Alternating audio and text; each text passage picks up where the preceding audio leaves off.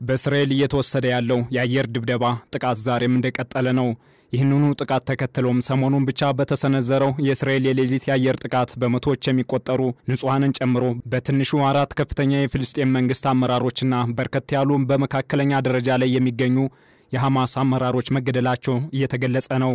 ይህንኑ ርዕሰ ጉዳይን በዛሬው ዓለም አቀፍ ትንታኔያችን እንመለከተዋለን። ወሰን ሰገድ መርሻ ያዘጋጀውን አበረስሜና አቀርበዋለሁ። እስራኤልና ፍልስጤም በጥር ወር ተግባራዊ ያደረጉት የተኩስ አቁም ስምምነት መጠናቀቁን ተከትሎ በአሁኑ ወቅት ሌላ የተኩስ አቁም ስምምነት ከማድረግ ይልቅ የእስራኤል ተዋጊ ጄቶች በሌሊት በጋዛ ሰርጥ ላይ የቦምብ ማዕበላቸውን እያዘነቡ ነው። የአየር ጥቃት በመቶዎች የሚቆጠሩ ንጹሃንን ጨምሮ በትንሹ 4 ከፍተኛ የፍልስጤም መንግስት አመራሮችና በርከት ያሉ በመካከለኛ ደረጃ ላይ የሚገኙ የሐማስ አመራሮች መገደላቸው ተጠቁሟል። በእስራኤል ጥቃት ከተገደሉ አመራሮች መካከልም የሐማስ የፖለቲካ ቢሮ አባልና የአደጋ ጊዜ ኮሚቴ ኃላፊ አቡ ኦቤዲያ አልጃሚስ እንዲሁም በጋዛ የውስጥ ዘመቻዎች ኃላፊ ብርጋዴር ጄኔራል ባጃ ሐሰን አቡ ሱልጣንና የሐማስ ፖለቲካ ቢሮ ኃላፊ ኢሳም አልዳሊስ ይገኙበታል። በተጨማሪም ከሐማስ ቡድን ጋር ግንኙነት እንዳላቸው የተጠረጠሩት የፍልስጤም ምክትል የሀገር ውስጥ ጉዳይ ሚኒስትር መሐመድ አቡ ዋፍት መገደላቸው ተገልጿል። ትናንት ማታ ብቻ በትንሹ 27 ሰዎች መሞታቸውን የጋዛ የሕክምና ቡድን ገልጿል። ሐማስ በበኩሉ ዛሬ በሰጠው መግለጫ በአሜሪካ የቀረበውን የድርድር ሐሳብ አሁንም እንደሚቀበል ገልጸዋል።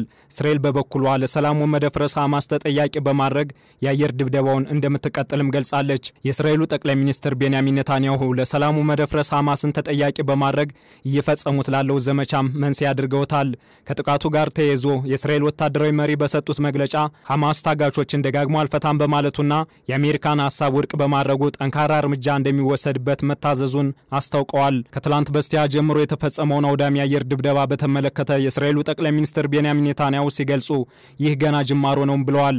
የእስራኤል ወታደራዊ ምንጮች ከቅርብ ቀናት ወዲህ በሀገር ውስጥ የመገናኛ ብዙሃን ላይ እንደገለጹት የሐማስ ጦር ኃይሉን መልሶ በማሰባሰብ እንቅስቃሴ መጀመሩን ሲናገሩ ቆይተዋል። እስራኤል በጋዛ ላይ በፈጸመችው የአየር ድብደባ የተገደሉ ፍልስጤማውያን ቁጥር ከ400 መሻገሩን የፍልስጤም ጤና ሚኒስቴር አስታውቋል።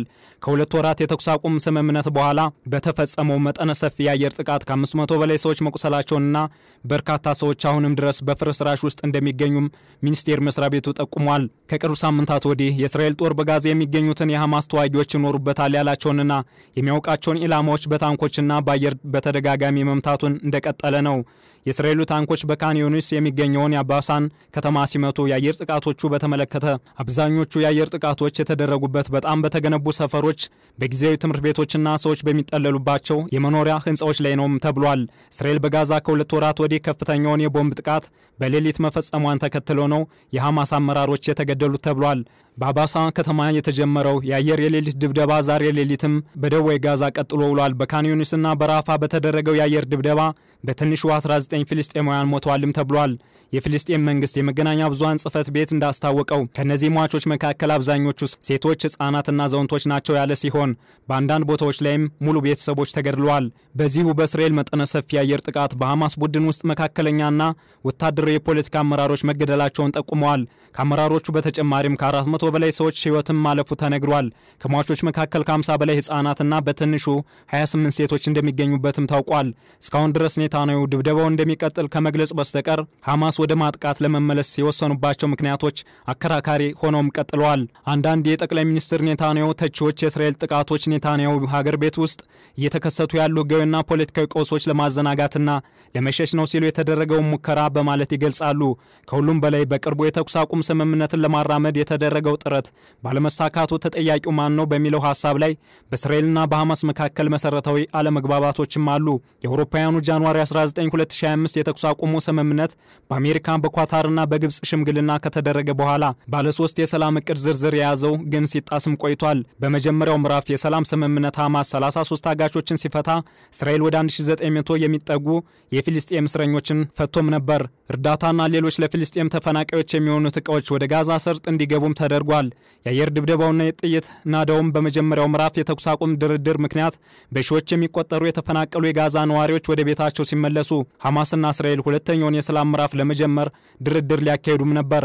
ተዋጊዎቹ በሁለተኛው ዙር ድርድሮች የተቀሩትን ታጋቾች በሙሉ መለቀቅና የእስራኤል ጦር ከጋዛ ሰርጥ ሙሉ በሙሉ መውጣቱን ጨምሮ ጦርነቱ በዘላቂነት እንዲቆም ተስማምተው እንደነበርም ይታወቃል። በዚህም የመጀመሪያው ምዕራፍ በአውሮፓውያኑ ማርች 1 ቀን ሲጠናቀቅ ለቀጣዩ ድርድር ግን ከሁለቱም ወገን ቀና የሆነ ምንም አይነት ለመግባባት የሚያስችል መሻሻል አልታየም ተብሏል። እንዲያውም እስራኤል ወደ ጋዛ የሚገቡትን እርዳታዎች በሙሉ እንዲቋረጡ በማድረግ በዓለም አቀፍ ደረጃ ከፍተኛ ስጋት መፍጠሯም ሲያስወቅሳት ቆይቷል። በዚህ መሃልም እስራኤል በአሜሪካ የቀረበውን ተጨማሪ ታጋቾችን የመልቀቅ አዲስ ሐሳብ እንደምትደግፍ አስታውቃለች።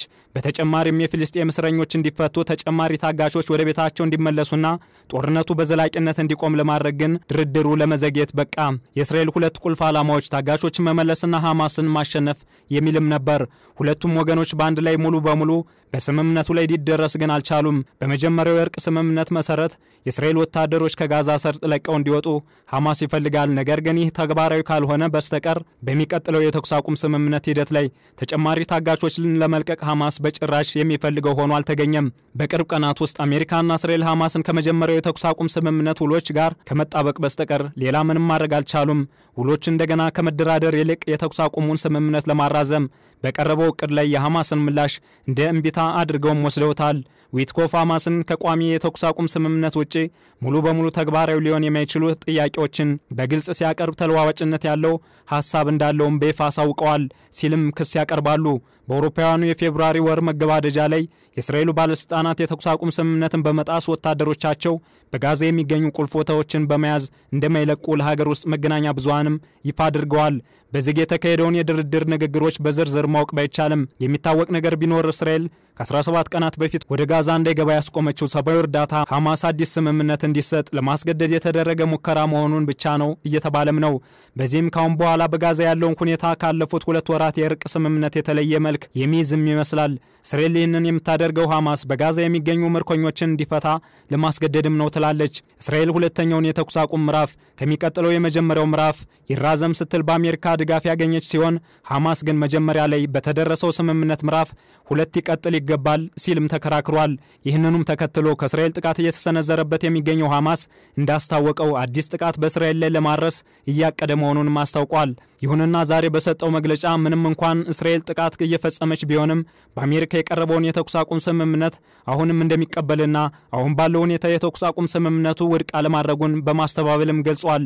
እስራኤል ራሷ ከምዕራፍ 2 የተኩስ አቁም ስምምነት ራሷን ያስወጣች ሲሆን ጦርነቱ እንዲቆምም አሁንም በጋዛ ውስጥ የሚገኙ 59 እስራኤላውያን ምርኮኞች እንዲፈቱ ጠይቃለችም ተብሏል። በዚህም ሐማስ በወጣው መግለጫ እስራኤል የተኩስ አቁም ስምምነቱን በመጣስ የዘር ጭፍጨፋዎችን ቀጥላለች ሲልም ከሷል። ጥቃቶቹን የዓለም አቀፍና የሰብአዊ ስምምነቶች ሁሉ በግልጽ መጣስ ብሎም የጠራ ሲሆን የሰብአዊነት ሁኔታ እንደሌለና በነዳጅ እጥረት ብዙዎች የቆሰሉ ሆስፒታሎች መድረስ ባለመቻላቸው ሞተዋልም ብሏል። የእስራኤል ወታደሮች በጋዛ ሰርጥ ላይ እንደገና የመሬት ወረራ ለማድረግ የተዘጋጁ ይመስላል በሚልም ከተለያዩ አካላቶች ትችቶች እየተሰነዘሩ ይገኛሉ። በጋዛ የተጀመረው ወታደራዊ ዘመቻን መከታተል ለጠቅላይ ሚኒስትር ኔታንያሁ ፖለቲካዊ ጥቅምን ይሰጣል የተባለ ሲሆን ዛሬ ማለዳ ላይ ጠንካራው የይሁዳ ፓወር ፓርቲ ወደ ጥምረቱ እንደሚመለስ አስታውቋል። የቀድሞ ሚኒስትር ኢታማር ቤን ጊቪር ጨምሮ አባላቱ የተኩስ አቁም ስምምነቱን በመቃወም ስራቸውን ለቀውም ነበር። መንግስት አሁን ያለውን የሀገሪቱን በጀት ለማጽደቅ የነርሱ መኖር ወሳኝነት አለውም ተብሏል። እስራኤል ሰሞኑን እየወሰደች ያለው እርምጃ ሐማስን በድርድር ጠረጴዛ ላይ እንዲቀመጥ ለማስገደድ ያደረገችው ሙከራ ሊሆንም ይችላል። ሆኖም እስራኤል ጋዛን መልሶ ሲኦል የሚያደርገውን ከባድ የውጊያ ማዕበል እንደገና በመሬት ላይ መጀመሩ ድንገት ሊያሳውቅ እንደሚችልም ነው። ሐማስም እስራኤል የተኩስ አቁም ስምምነቱን በመጣስ የምርኮኞቹን ሕይወት አደጋ ላይ ጥላለች ሲልም ከሷል። በሌላ በኩል ደግሞ የምንወዳቸው ወገኖቻችን ካስከፊው የሐማስ እስራት ለመመለስ ሆን ተብሎ በተደረገው የሂደቱ መስተጓጎል በጣም ተደናግጠናል፣ ተናደናል፣ እናም ፈርተናል ሲሉ የታገቱና የጠፉ ወገኖቻቸው ያላቸው ቤተሰቦች እየገለጹ ይገኛል። እናም የሐማስና የጋዛ ጥቃት ማብቂያውና የዜጎች ሰቆቃ መቼ ነው የሚለው ጥያቄ አሁን ምላሽ የሚሻ ሆኖ ቀጥሏል። ይህንን ትንታኔ ስናዘጋጅ ቢቢሲ፣ አልጀዚራ፣ አናዶሉ፣ ዘጋርዲያንና ሲኤንኤንን በዋቢነት ተጠቅመናል።